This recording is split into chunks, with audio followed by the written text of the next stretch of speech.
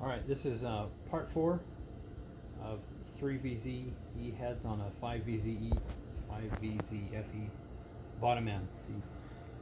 See, it's a 5VZ block. And quick recap, stuff you got to do.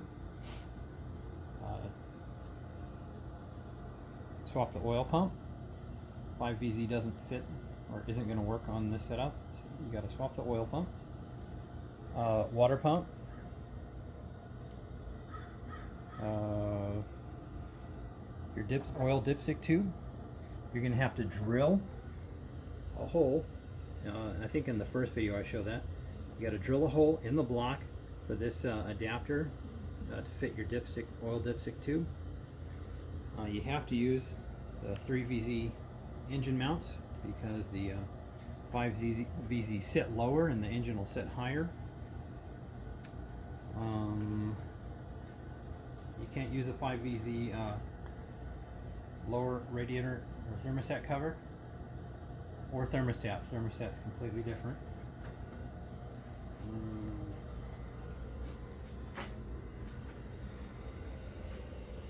Oh, and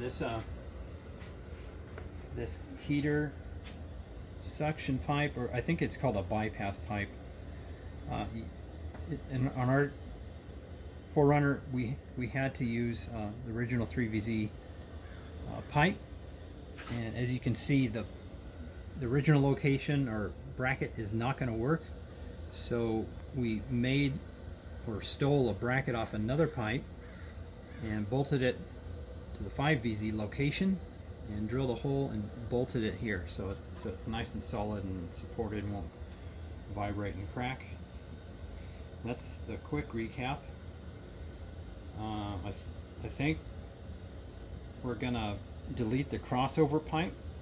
We're gonna use part of the crossover pipe on the passenger side here to make a Y down underneath, down lower somewhere, so we're not gonna have all the intense heat on this corner of the driver's side rear cylinder head.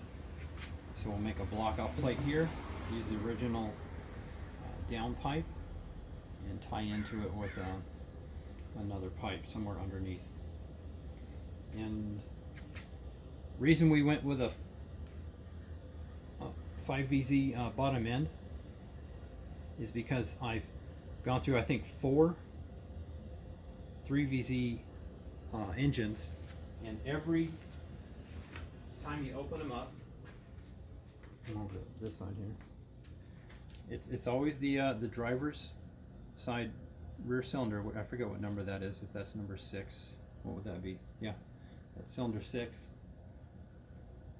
Every one of them, you can see this piston, something came in here and got bounced around and chewed up. See all these chunks here?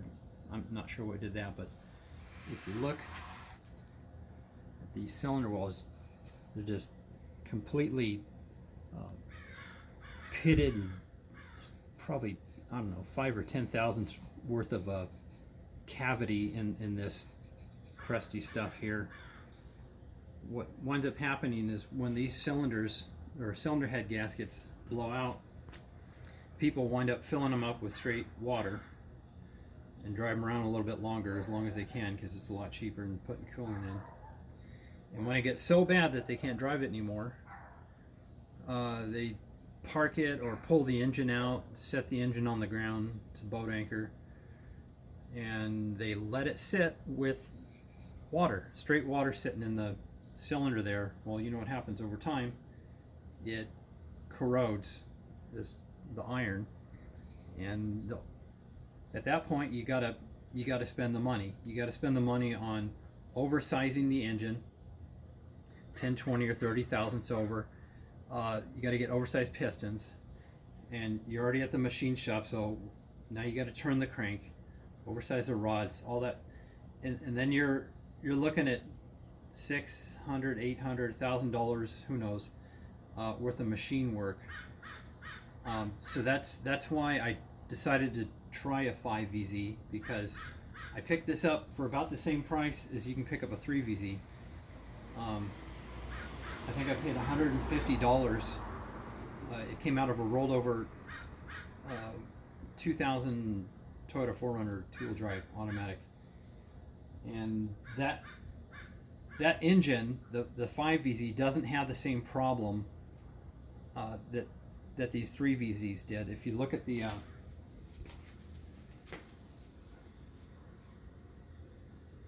gaskets that came out of the 3VZ, look how these got pushed in here. It should look, you can see that one's actually starting to break. It should look like this. And this guy got pushed in. Same with this one here. What happens is this composite material, composite slash metal, tin, whatever combo, doesn't handle the heating, expansion, contraction as well as the factory. This is a factory gasket, by the way, out of a 5VZ. It doesn't handle the expansion, contraction like a multi-layer steel does. And here's the engine we were just looking at. This one actually pushed the gasket out the back. It physically couldn't hold on to it, and I'm guessing compression came up and shoved it out of there. So that's why we're going with the 5VZ setup. You're getting a multi-layer steel head gasket, and it's and the engine wasn't ruined. They're just a better updated design. Toyota's continually improving their stuff. They make a good product anyway, but obviously these had an issue. These had head gasket failures, and I think I bought 4 of these engines, and every one had the same problem. So that's why I'm trying the 5VZ. All right, and on the next video, hopefully we'll be turning the key and starting it up, showing you guys how it runs. Okay, that's it.